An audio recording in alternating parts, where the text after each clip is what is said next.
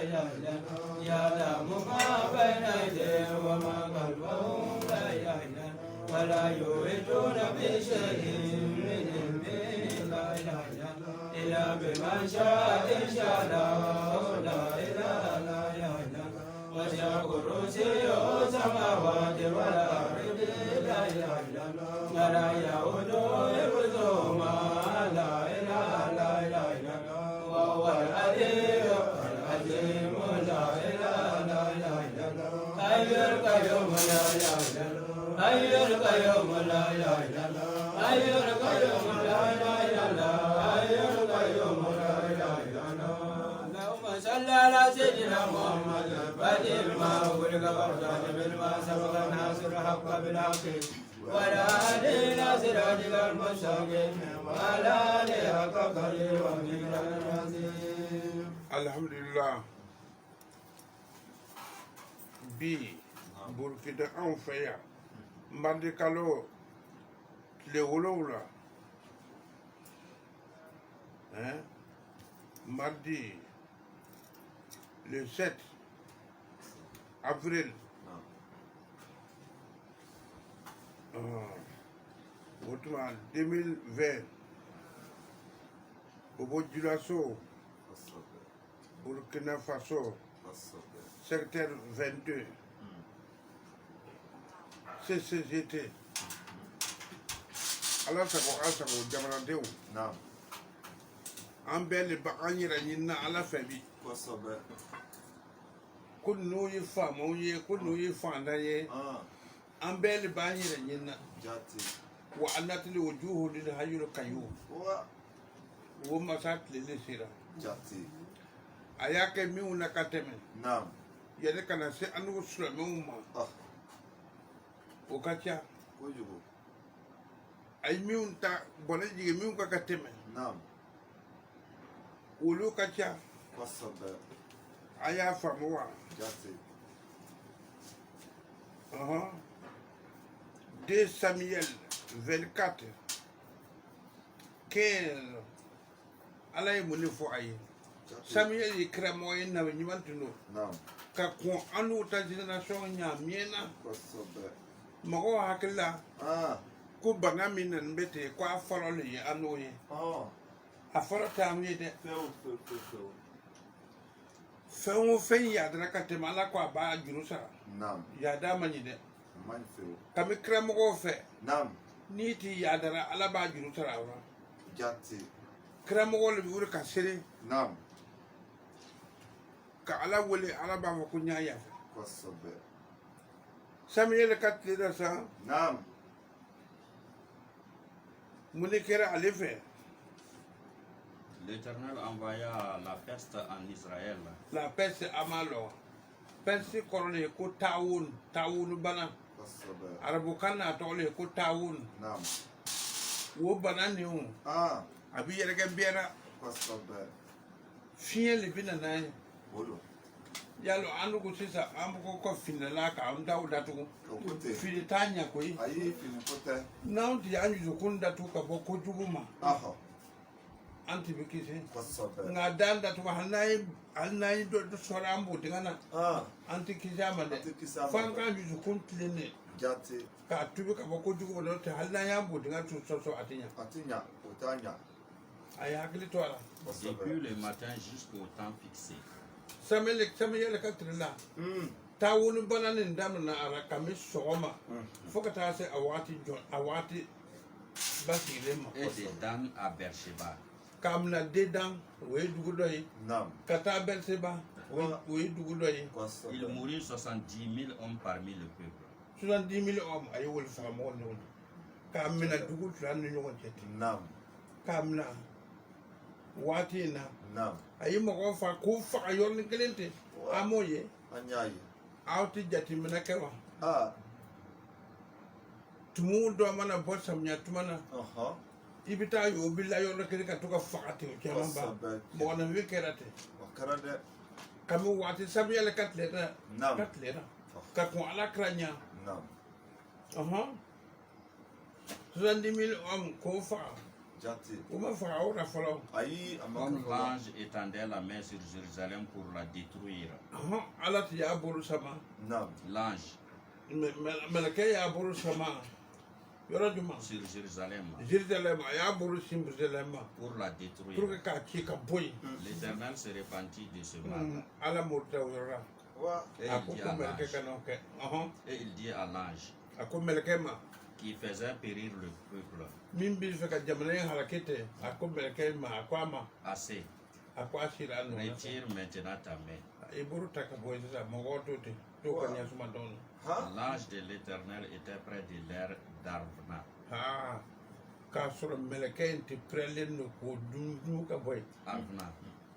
Arvna, les Jébusisiens. Voilà. Est-ce que Alou Nyabara Flaben now?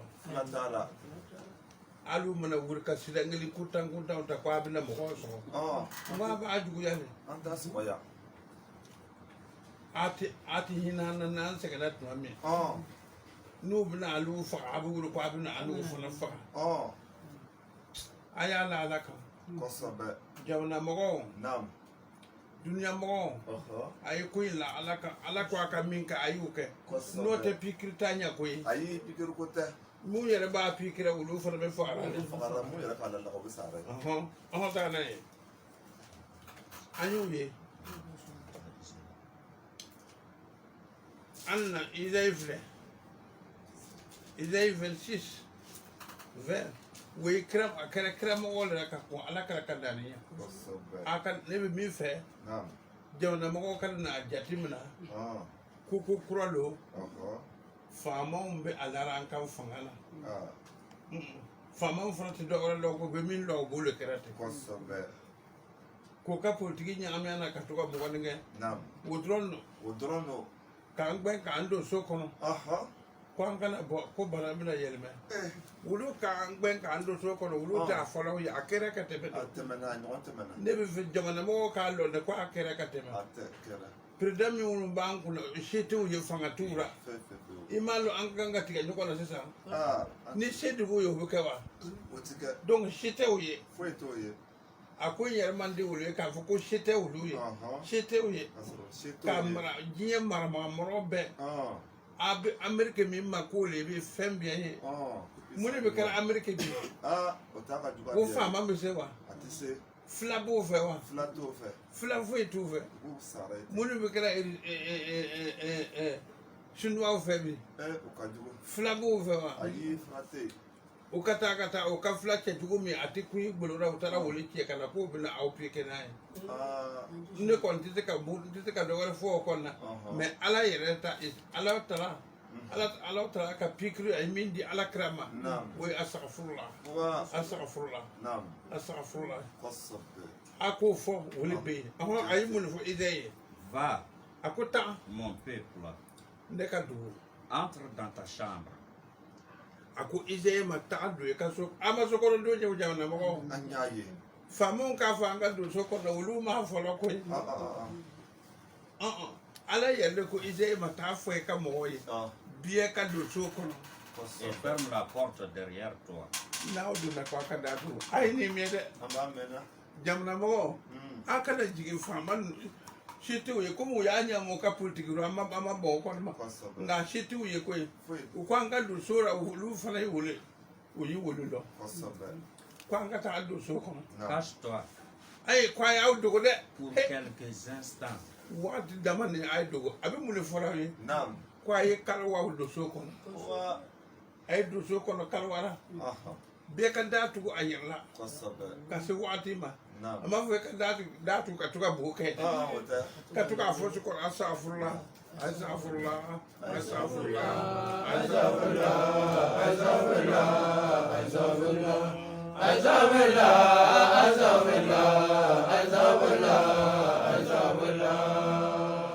ko tuko fo ala e pardonne moi mon Dieu ya fane ma kelen be ka do agro ko ka to ko ni fo no to no ko aka do so ko ma fo bande no ko to abu ko ka do tene wulu fana wulu do wulu fora prophète Isaïe ko aka ka mo ni orako na fo anye ko aka do anga so ko an fana ka jate mna o amana ka to do fara bo tamas fanga ka duwala no te ala iso ko do fode hali karabo fe nam hal ni bite oh karabo bi do so ko ka ala dal ko so be o to wake mon père nyamo bi do so ko ka ala dal ken nam mais dumulin ko ni anu bi dumulin ko le ni bora bana bi soro ni tura so ko ko bi mna ando mna ka chodi khairatana o kwa an kana tega do nyoko bolo kwa kana nyoko fo kwa nambi nyoko fo kwa kana tega ko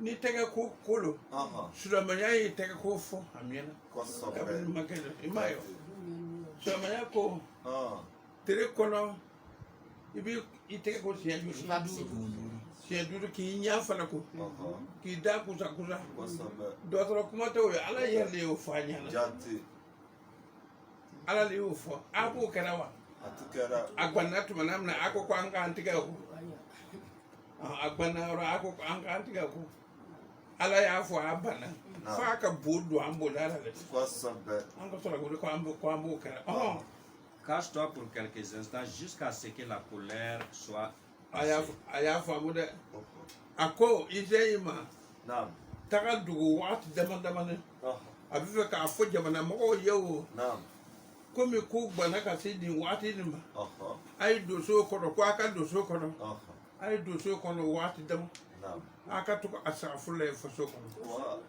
aka ta fo pardon moi mon di yafane ma ani ka so mo ko nka de nyo be yafane ma ale president yere mi ni aka ga do so ko no bi ambia le bi do ne ka fo ko ala ka yafama aka ta ke fanda ko ide military be ka ga do ne so ko nana na ambia do na jombe na bo fo mo do fo ka bo kabla we luwa ka sira le na e mo mu ye kede ba aya amina kala ne mba fo anyana abidi ni expected ni ala ka kuma kan yerle ko hal ni fama ke ko ko aka du so kon ayido aya fo ala le ya fo ti de ndo ye ka o fara do la so ko ka ta sigi ay do ka sigi ka aka so kon de na sigi aka na sigi man te ka to ko tuno ko fufu ay sa fulla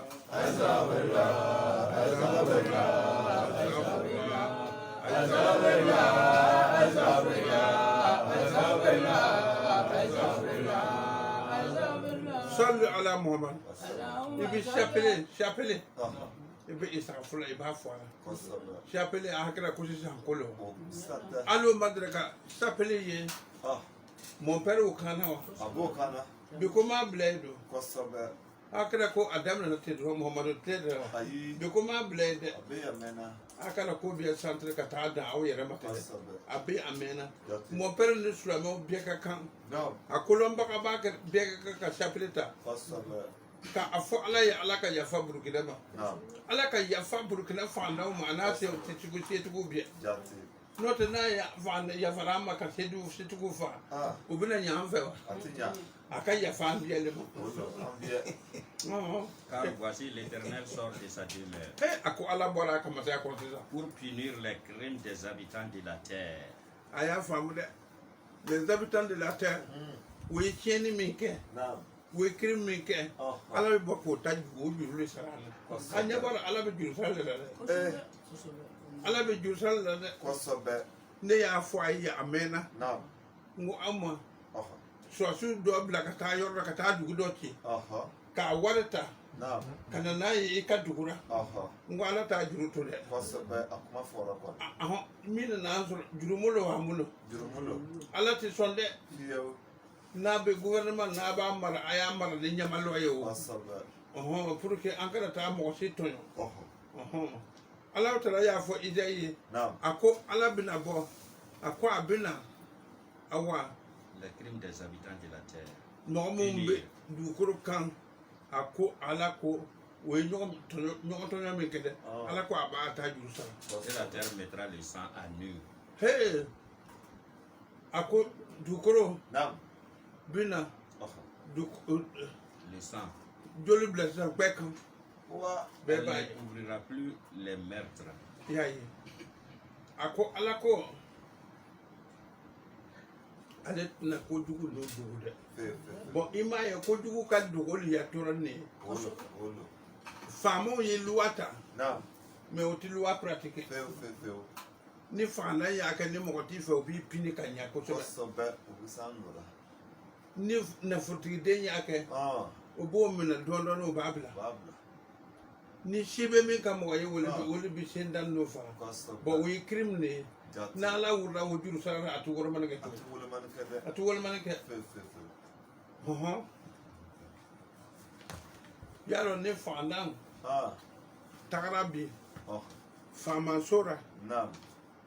karamɔgɔkɛ i bɔ ka bɔ a la dɛ Kosɛbɛ. i bɔ ka bɔ a la dɛ Kosɛbɛ. faamaso Ah. i bɛ taa mun de kɛ jɔn k'i ci ka taa ye O m'a ci. o tuma n bɛ min fɔ aw ye Naam. jamana mɔgɔw a y'a yɛrɛ minɛ a ye Kosɛbɛ. tilen ala ma Naam.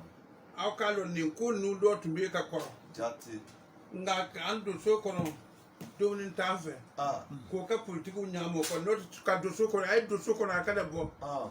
wajibi lolo O kɔni. faamaw b'o kɛ wajibi Kosɛbɛ. ka an gɛn k'an don so kɔnɔ a kana ban aw ma dɛ Ah. si tɛ o tɛ foyi lɔ koyi Foyi. o tɛ foyi lɔ n'o tɛ faamaw bɛ bɛ fɛ bɛɛ k'a fɔ ko an ka faama ka ɲɛ an ka faama ka ɲɛ Kosɛbɛ. n'u ka n'i gɛn k'i don so kɔnɔ yala kɔni gansan tɛ dɛ Gansan tɛ. a kana to an ka ɲɔgɔn kɛlɛ jamanadenw Kosɛbɛ. an kana jigin ɲɔgɔn na Jate. kuma jugu fɔ tɛ baasi ye nka ka burukuru bɔ ɲɔgɔn na o man ɲi Ah. dɛ O kɛ ne man ɲi. filaw bɛ nɛnɛ yɔrɔ dɔ nka a ye misi wuli o ti ɲɛ Ah. O ti ɲa. o tuma na Ah. nuhu ye mun de fɔ a ka mɔgɔw ye Jate. surtout nuhu kɔnɔ haya kɔnɔntɔn Bakuntu. nuhu a gbanna tuma min nuhu ka tile la nuhu ye Naam. a wulila ka la a ko Ah. Istaghfiru rabbakum. a bɛ k'a fɔ astaghfirullah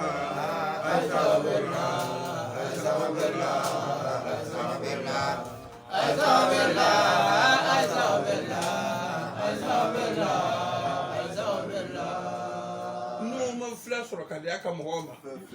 a ma se a ka mɔgɔ kɔrɔ ni foyi ye La. a ko a y'i don a y'a fɔ ala ye ko ala ka yafa o Kosɛbɛ. A ye ko fɔ. n'a n'u wurilen bɛ dɔ ko fila b'a la mun fila de b'a la Fila dara. ni fila tun b'a la a bɛ wuli yɛrɛ wa U ti wele.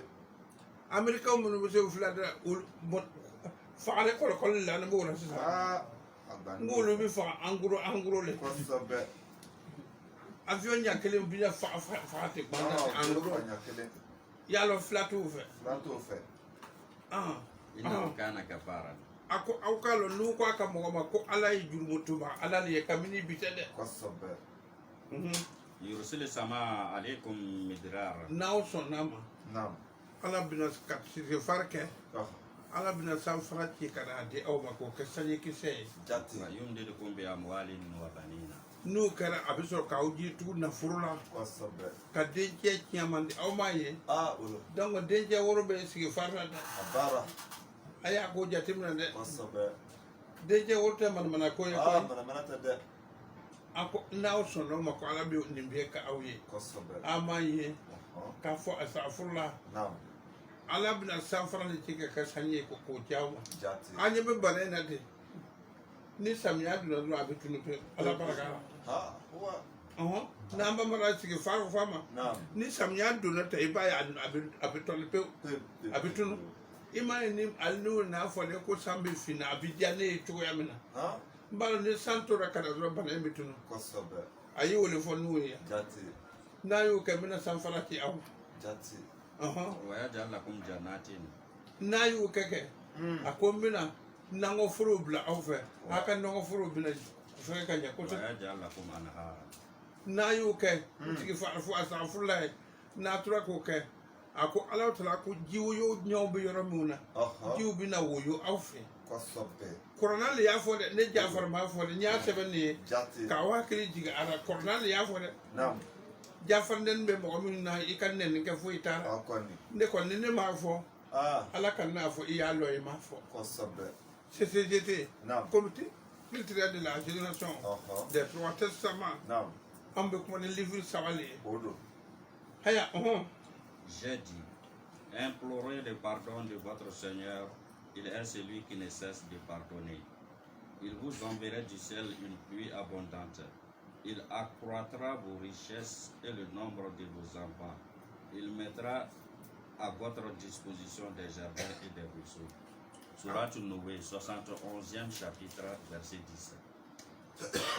Mogo mo sikane be ayta korna daira aya fin anti ngalon sisi ti ngalon tiga sisi mana fa asabale no ayta korna daira aya laje anna hudu fe on Nam. biduru ani kele ayi mun fo Waya kaumi. hudu rakal akamo gotem akunde kamo Nam. Istaghfiru rabbakum. Ay anyini ati alaka ya fa umante Summa tubu. me na ya ke jamana bako Nam. afara na ya ke kwa hi tubi Kwasabe. ni si far ke afo digala ndeka tiene min ke ditna nyon ke tu ndeka tonyo min ke ditna ke tu de ala ya fanema Nam. ka ya fanema ka ya fandi nyoma Kwasabe. ka ya fanka jamana ma ni ma ya ko bi hina kana hina de kelema de Nam. hina mo warawla Olo. hal ne ko bi hina de kelema bi sewa It is a ngoni isara ima to ke mu yo lulu tiki tudu Ololo. ima yo ko sifle astaghfirullah astaghfirullah astaghfirullah astaghfirullah astaghfirullah astaghfirullah astaghfirullah astaghfirullah ko le ya fama pardon moi mon dieu amado wala fo ede ni wo forando hakra ko ambe ko na ko mo ka sula mo alors ni alalong ka alalong abisinna abisonima ka alalong jerjata wule lim ni ayere wule sulama ayere no te nguju ti ko bisele foka ko si do kana me ka lo ko jon tay joyi alan tali yiri ni wane talo wule nyangam ni boma no ay bama de nyama ko tala ye Yursilu sama alaikum midrara. Imai ko du ko aka mo akon na yu ke ka som ako alabna sanfara te ka ke sanke se ka di awma Wa yajidukum quwwatan ila quwwatikum. aka fanga bana abido fara aka fanga ka ni I ban ma to ni bi sigi fari yereke ko ngo bi na desen no na bu ke alabna to fara aka fanga ni shemin ta ya alabna to fara aka sheka jamana mo ay ba male sisan ko te anyono minu kena ne bu wole forawe aw ka hakili to ala aka baraka nay atibe kini fola kramo mo tube fola ni atna nagma ala be kuma kramo no fo kuma ne jamana mo no ye alo don na kaza no ba fa ya ba tigin ne kwa ka boysa al ne bore hayanti boy Wala tatawallahu mujrimina. hey kwa kana akodi kaka jurumut ke bawo yete ay si fark fa kade izay ko suratu hud ko Demandez pardon à votre Seigneur, puis revenez vers lui. Il enverra du ciel sur vous une pluie abondante et il ajoutera une force à votre force. Ne vous détournez pas de lui en devenant coupable. Sourate Hud, 11e chapitre, verset 52. akana détourner ka bo alama ka kene nga la kene nga ba yete ka kene nga ba du ko nati ka ba iti alana ala ko akana o kede ka ile timen nga mo sife hey mbi mi fo ay men nga de ay men nga do le fama on fe do hakira ko fama on bitala jenne ka so el abe mi yere marra ele fana be jenne ay mun kira fama yi mun kira fama be ala ka masali representer du koro sanfa kamuti ko kan ni ke kala ko ala e masai fama mo baralera na yi tonyo ala ba ajuli na yi de na ilu amin ba fa na yo toy kalwa warta ka to ka min bi da na yi kalwa min bi da na awa gouvernement kalwa ala ba amina ha ala ba amina woni e kay general mo yo itara frontière la general mo ya kene asaba nimbe na yi mo men tebe toy na beto ni fanyi mi man ka do jamana na kwa kamera me wula ina to ina ni ba woni sa awo oti mi bla ka taba mi na mo fere mi ma ci wura de bo wulu le juru mo yoro ne no te iga dana mo yan ta jugu ma ni dana mo to ma sa sul ma de fe do nyo to Sulman fe kosɛbɛ kamni kan tube kira mo fe o tun bɛ yen ni ya tebe ka fɛn wɛrɛ de kɛ min ta ye wele jurumuni kosɛbɛ an bɛ taa tugu an bɛ taa jumani la bi wɔɔrɔ la وإلى ثمود أخاهم صالحا samudakaw naam awa o balimankɛ salihu naam kuma min tɛmɛna o ni ɲɔgɔn cɛ ala ka ko la ah mun de fɔra ye قال a ko يا قوم samuda wurila ka lɔ salihu wurila ka lɔ a ka mɔgɔ a ko ne ka mɔgɔw اعبدوا الله a ye ala bato dɛ ما لكم من إله غيره ala wɛrɛ t'aw fɛ dɛ ne b'o de fɔ fɔlɔ diɲɛ bɛɛ mɔgɔw ye naam i américain wo Ah. i resu wo Ah. i sunuwa wo Naam. i arabu wo Ah. i b'o fɛ ala wɛrɛ tɛ ala kelen kɔ dɛ ala kelen pe ale ne bɛ yen jate هو أنشأكم من الأرض wa ala b'a fɔra aw ye diɲɛ na a ko ala y'aw dan ka bɔ dugukolo de la a ye bɔgɔ de cɛ k'aw lala kosɛbɛ adamaden n ko i kana jama san ayi ka n'i yɛrɛ bila ko i bɛ fɛn dɔ ye dɛ Kosɛbɛ. i ye bɔgɔ gansan de ye wolo bɔgɔ fɛnɛ bɔgɔkuru bɔgɔkuru de b'i ye kosɛbɛ واستعمركم فيها ala ta y'a kɛ bɔgɔ ye ka tila ka si di aw ma bɔgɔ sanfɛ naam aw ka tɔgɔ yaada a tɛ jate jamana mɔgɔ a y'a kɔrɔti dɛ kosɛbɛ a tɛ jateminɛ kɛ ala la ah فاستغفروه o tuma a y'a ɲini ala fɛ astaghfirullah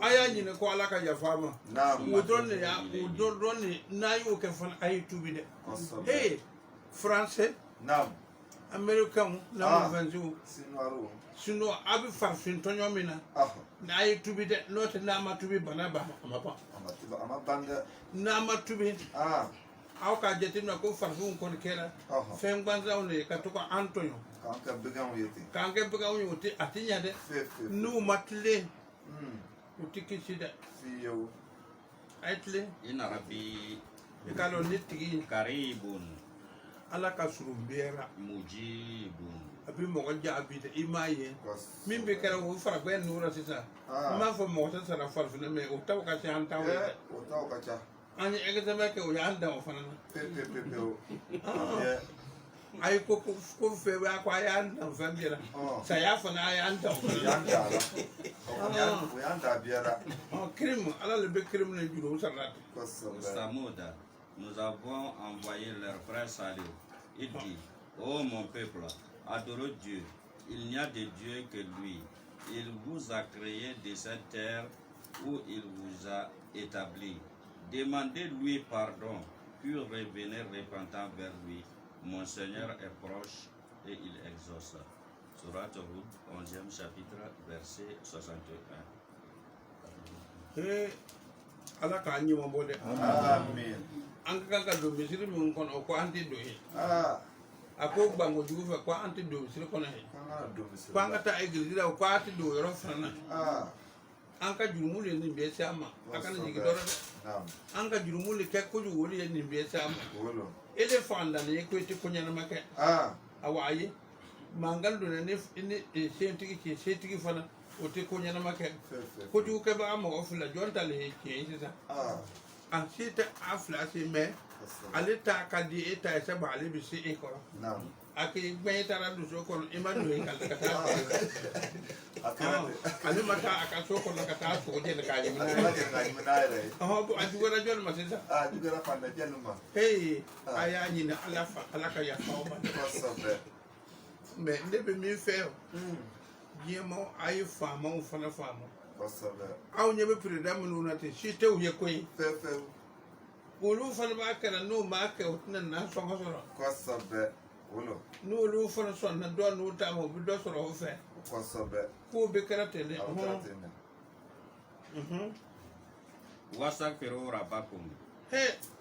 a y'a ɲini aw tigi ala ka yafa aw ma dɛ Summa tubu ilayhi. a ye tubi ka taa ala ma ala an ye min kɛ an tɛna ɲɔgɔn kɛ to a y'o fɔ dɛ Inna rabbi rahimun wadud. ne tigi ala a bɛ hinɛ aw la wadudu kan ba alalo ka fo ali banela to abine na abi kan fo ala bule rada Demandez pardon à votre Seigneur puis revenez repentant vers lui. Mon Seigneur est miséricordieux et aimant. 11e chapitre Surat Hud, verset 90. Surat Nisa ay Surat Nisa ta keme ane kono dana e abi corona le kono karabo mo non sigilembe ni wulu blan be ñokon mo song so silde kama ni sogbusi uti kan so basi ngani haya ni sogbusi o bambu wala de o bambu wala ne ba ko an kala ka o etu umna de ibinde ni ka sogbusi uti nya de ay ala ta amna e baraka de wa man ya'mal su'an kunni mo yukuju aw yazlim nafsahu wal makka ayira kun tonyo summa yastaghfirullah kasi ka fo atke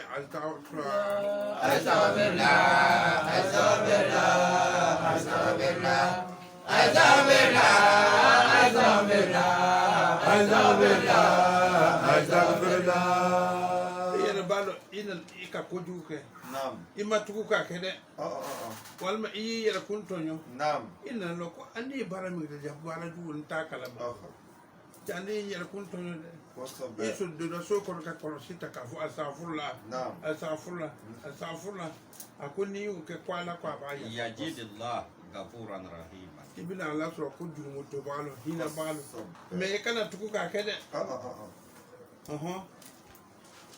ni ma tukuka ke iya ke inna lo ay ande ko min ke ja ko jugu bal e ko ala ya fane man de ni min ke ta manya da ala ko ba ya ngani ti tukura la ta ya fade quiconque commet un péché le commet contre lui-même. Dieu est celui qui sait, il est juste. Quiconque fait le mal ou se fait tort à lui-même et demande ensuite pardon à Dieu, trouvera Dieu clément et miséricordieux. Sourate les femmes, 4e chapitre, verset 110. Ali Imran, ayam keme ni ayam bi saba, ani ayam nani, ala ibunu fora corona kono. Wallazina. Ako mo amino. Iza fa'alu fahishatan. Nu yalo wo yimin ka wulu kenen dole keta. Aw zalamu anfusahum. Ka ko yu yara kunto yo. Zakarullah. O hakari digira ala la ko ne min kan ni mandi ala ide. Ako astaghfirullah.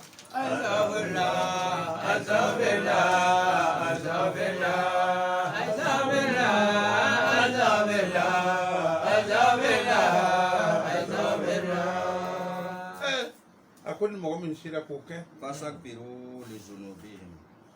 Otuma aka Fastakbaru li zunubihim. otuma ka iti ka kotu ka o ka jumuye Wa man yaghfiru zunuba ko ali bi ni ko jole mi ka jumuya fa illa Allah. fo alake Dieu seul Amerique ti ka yafa France ti ka yafa Eti jamana ti ka yafa Magan ti ka yafa ala drone bi mo jurumu yafa jamana ti de no bi ka jurumu yafa fo ala yere kele a do ko atno okay ha bon obi ni bi ala je na do be al jurumu le re do be jurumu le na akon nan to an ka telephone fara wulo fanga no fula wulo ubika ke ulu membi mo o siwile de ka ke to gbe akada lo ke lo dara kwa ka fuko je tem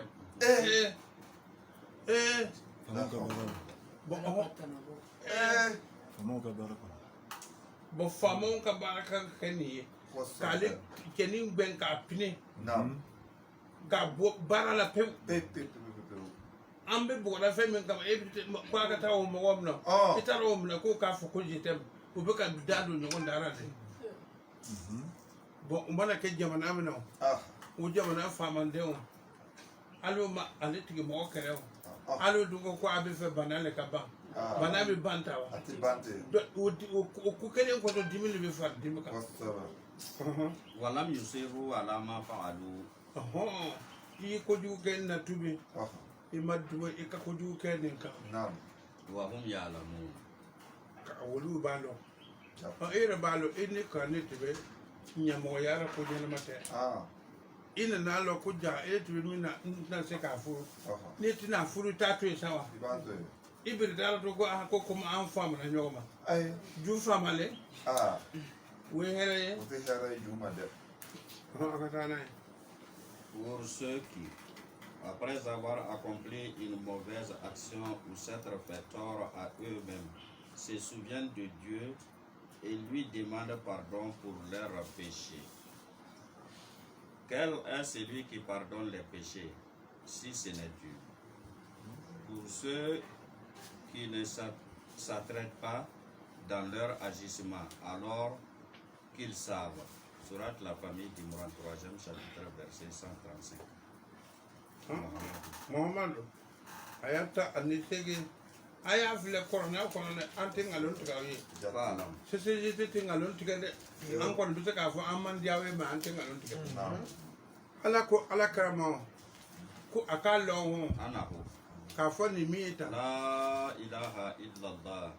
ko Muhammadu allo Naam. ko ala warate fo ala kelempe ama ambe yoro na joni be ala ibi Ah. ala kelente Ale kele no. dunne biye ka lo ko ala keleme Kosobe. ikarane kere enzi mu fe kere afora ambe ya vanje bana moyo ala kelempe le Ale bila kele pe. na le kelente au jamana bana wur ka boy kanya bana mo ka Akoni. yano jamana mo do to mo go fa Aha. ni bana yira bi mu kira ki fa Kosobe.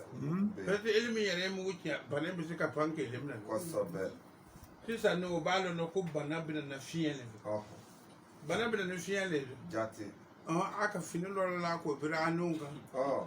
ba ka to na kido ye abin ne krimi kere we fiele ye wa fundanno ngwa be fiele samana Kosobe. kitite Wastagfir li zanbika. anyini ika jurmu ka ya fema Walil mu'minina. imai ko ala kala ka nyino ala ka ya fama aka nyini fana Kosobe. ala ka ya falle bani ba ko fana Wal mu'minat. ani mumun dewnye Wallahu ya'lam mutakallabakum ala ko ala be aw mun yoro lo wa maswaakum. abita sabati yoro na ala ko abo lo Kosobe. be mi fa e kala ndewo Naam. aka na fo ko ala ka ya fa dro ma de aka ya fa ma ka ya fa mo ko bi ala jenma Kosobe. kana fo ni mbonta ala kana ya fa fo ka ya fa ma Kosobe. ne bi na aw nyini nga ko dora Aha. joni kafrida Allah mi ada. sulame joni ya dan Allah mi ada. ek kanka tugu ya kafru ma koromina Ah. ibi se ka fa ile kana twanga ka fitri wali anti ala Kosobe. akele dan ka le dan ka ambiye je fengele ga Naam. nga ile ile tala ka ta jugu ya ka ta teme masami ya dan ma se yoro mina ile tala teme ka Ah. ko ka kunti ka wala fe Eh. na ta ka go ala ya ka so ba ala ya to ba dan no Akoni. Sache qu'en vérité, il n'y a de divinité que Dieu. Demande pardon pour ton péché, pour les croyants et les croyantes. Dieu connaît vos déplacements et votre lieu de repos. Surat Mohammed, 47e chapitre, verset 19. Fasibiro. Fasbiro. Fasbir. Isabane. Inna wa'da Allahi haqqun. Ala ye wadu mi fo ki amasiwa. Do masewa. Asira. A wadu do sira da akuna ya ke ma bo awra amasewa. Asira. Ha? Wala Ko asira. anyine aya anyine ala ka ya fo awmane. Jati. Wastagfir li zanbika. Anyine ik ala ka ya fa i mai ka jumu aka i ya fa ma. Tumo tuma au ka anyine ala ya fa ma ala ya fa ma. Kosobe. Maye. Naam. Ai ba ma umade. Jati. No te mafla ya ala ko. Furawa tara. Ni fla tumbara farba o balla ka kunu ka bora. Kosobe. Ikana ye o bamana ko bina to ce kana da mai. Ah. Farti fla lo bina na. Okay. Nuna ama kusali. Wasabbih bihamdi rabbika. Muhammad anyine ko Naam. bangula nyine ga ini tiga la katandora. Bil ashi Soma. wal ibkar. Soma juna bil aji wula fe. Wal ibkar. Ani soma juna anyine astaghfirullah.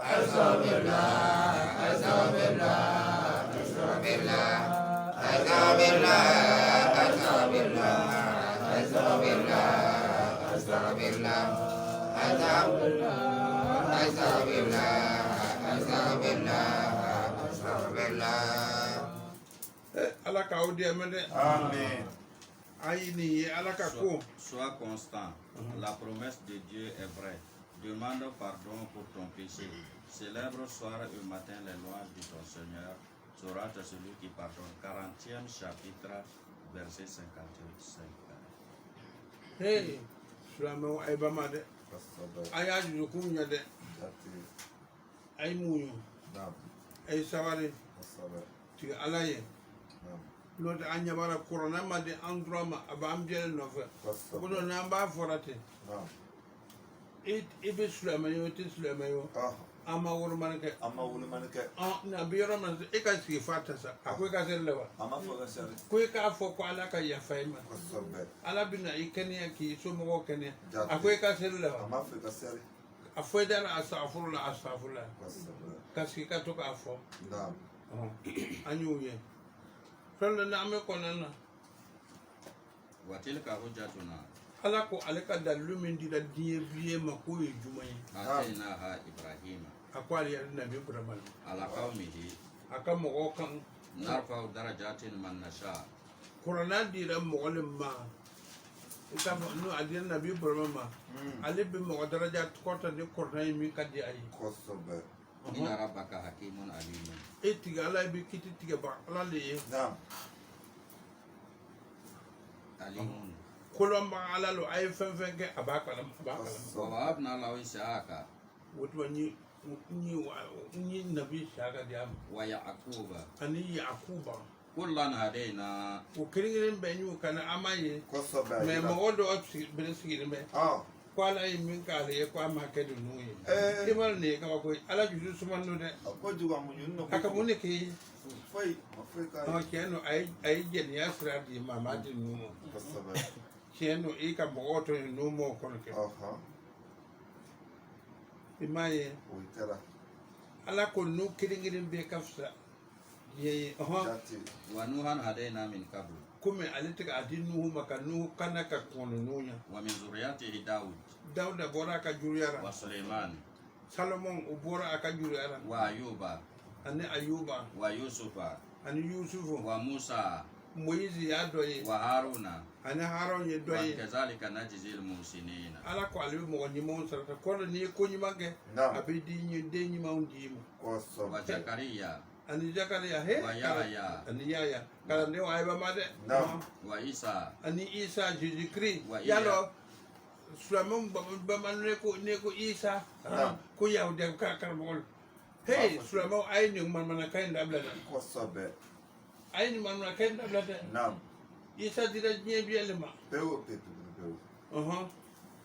وإلياس ani ilyasa كل من الصالحين. kullu biya ala ka mo ni mo ibre ko isa taka Ah. hein Eh. وإسماعيل ani ismael واليسع ani yusau ويونس ani jonas ni ولوطا ani lotu وكلا فضلنا على العالمين nunu kilingilin be nya fita ya di Kosobe. ومن آبائهم kam na ka bo fawra وذرياتهم anaka juriya وإخوانهم anaka balma واجتبينا ni wusu aniya وهديناهم إلى صراط المستقيم. nin nu kana ka ta asra masra men tede no ذلك هدى الله nini alaka kana يهدي به من يشاء abin mo kana na yi min ka dai من عباده ka baka jonuna ولو أشركوا anin kuma ayam ye no ka bo mo de Nam. kuma no te fenwala ta ka fara alaka kuma kan لهبط عنهم ما كانوا يعملون. wuyi bara mi ka kwala ti babbe ka bo أولئك الذين آتيناهم الكتاب jama kuru min jatrata Nam. ako Aha. ni ka kitabu din nulema Kosobe. والحكمة ani kiti ka toya والنبوة ani na yoya di la nulema Jati. وإن يكفر بها هؤلاء awa mama le ni ka mo bona nu ka frera kuma ina فقد وكلنا بها قوما wa neti ya di mo mu maka ko ليسوا بها بكافرين. ulu maka frera na ulu to fora yete Kosobe. أولئك الذين هدى الله ulu le mo ya ala mo mu kana فبهداهم اقتدوا. ko ala kra kala digi dun nu kala digi to ya le ay ni fam Abu famuna. alu man do ya ko Lintanta moy, likete, Tesla, ala do you be jet eka corona. You come to Tesla will be bay.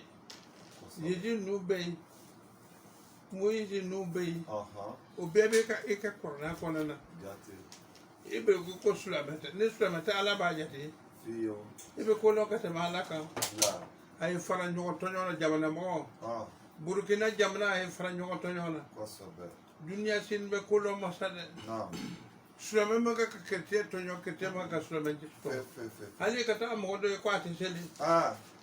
Can Akas is yes when you go board.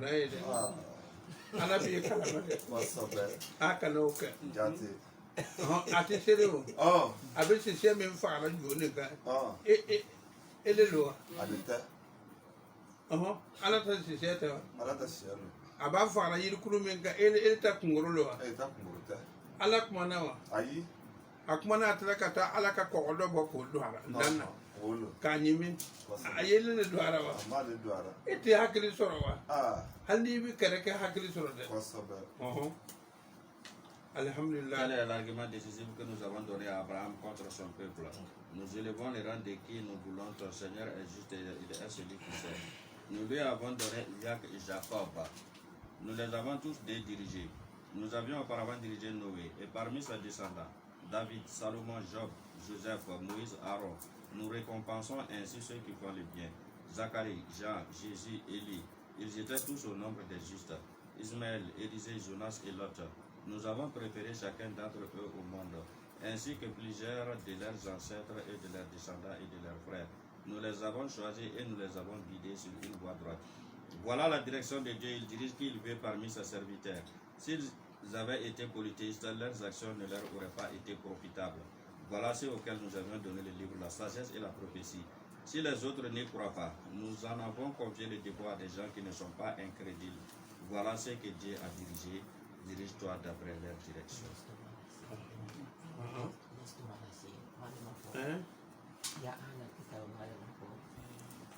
Ya hala kita. An kun fɛ ka ɲininkali fitinin kɛ comme journal ram journal filɛ an y'a kɔlɔsi ONU ka secrétaire général Antonio Guterres olu ka prédication na ko mɔgɔ minnu bɛna sa farafinna ko a bɛna kɛ mɔgɔ miliyɔn caman ye ni bana in sababu ye olu y'o fɔ bon an dun ɲɛ b'a la journal kɔnɔ mɔgɔ min sara bana in na a sera mɔgɔ 7,000 ma Faransi Italie mɔgɔ 14 ye Amérique fana sera mɔgɔ 7,000 ma mais mɔgɔ 200 le bana in na Amérique kɔnɔ mais tubabu dun ko mɔgɔ min bɛna sa anw fɛ farafinna ko a bɛna kɛ mɔgɔ miliyɔn caman ye o sababu la o fana kɛlen no ka vaccin dɔw labɛn k'u bɛna essayer farafinna yan farafinna dugu dɔw sɔnna an ye Congo ka médecin dɔ ye ale ko k'olu ka dugu sɔnna ko tubabu ka na vaccin essayer an olu fɛ yen bon farafin dugu fana o damadamaw kɔni sɔnni no hali n'u ma bange hakilina jumɛn bɛ ka di farafin ɲɛmɔgɔw yɛrɛ ma ni bana in ko kɔnɔ sabu bana ti anw fɛ olu k'u bɛna anw de piquer anw minnu ma bana olu k'u bɛna anw piquer olu bana n'o m'u yɛrɛ piquer hakilina jumɛn bɛ yen sisan ka di farafindenw farafin ɲɛmɔgɔw ma u bɛ se ka bana in kunbɛn cogo min na ka jɔ u ka pilasiw la. Farafin ɲɛmɔgɔw tubabu ka nin kuma nin ko mɔgɔ hakɛ de bɛna sa farafinna la kabini bana in ma na o y'a labɛn ko farafin bɛna faga o tun y'u labɛn an kama le koyi ko farafin bɛna faga ni bɔn farafin ɲɛmɔgɔ ninnu hali bi ala k'an kisi nalimaya ma k'an kisi hasiriya ma n'o tɛ i tɛ se dɔ wɛrɛ nin tɛ kɛ n dugu la i bɛ se o kɔnɔ mais o ta ni wari ko miya min ma a bɛ yɛlɛma ka kɛ wulu dara ne a y'a sɔrɔ ala tun bɛ fangadan labila ten l'Afrique est bénie dugawu bɛ Afiriki la dɛ ni ala tun bɛ fangadanw labila ten saya tun bɛ k'an nugu ta de ye mais a tɛ k'a ye a tɛ k'a ye n'o tɛ k'a fɔ farafin bɛna sa o y'u labɛn a miyɛnna le nin tɛ ale fanga ban ni labɛnna ka kɔn bana yɛrɛ ɲɛ bana nana sisan o ka sɔrɔ ka vaccin labɛn ka an ka fama nalman no fle minu nalle no ko to fo ka dala ma yasi be wo to no kan o tara wulu na ko ka de na me to de jati wulu ka barama to le so na fo lo o to ai wulu kenera bi so na ngi ai amata mo tamo wulu tamo fa la kamane ko na nulo fa kaya Kuna nule faya. Allez blé. Spécialement sur ça. Spécialement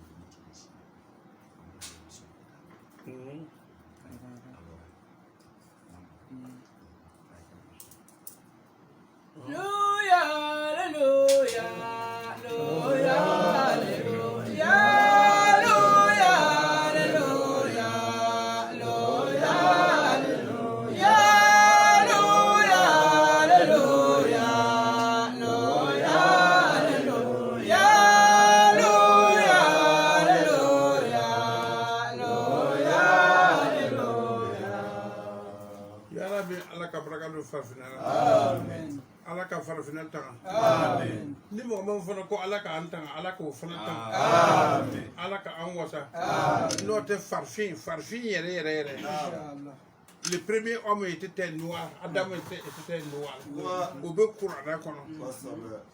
Bogo min kera kan fa Adam la bogo fi man no. C'était noir. Ala tana noir bla ko fe no makoju kere. Ne ba me farfin ka ba ma o. O kana kojugu kɛ juru an bɛ ka lafiya dɔɔni min sɔrɔ dɛ an bɛ ka ɲɔgɔn minɛ ka ɲa min kɛ dɔɔni dɛ wole juru sarinen b'an ye hɛrɛ la ten alifatiha ربنا آمنا بما أنزلت واتبعنا رسولا فاكتبنا مع الشاهدين. على كلمة يدا صلى على محمد.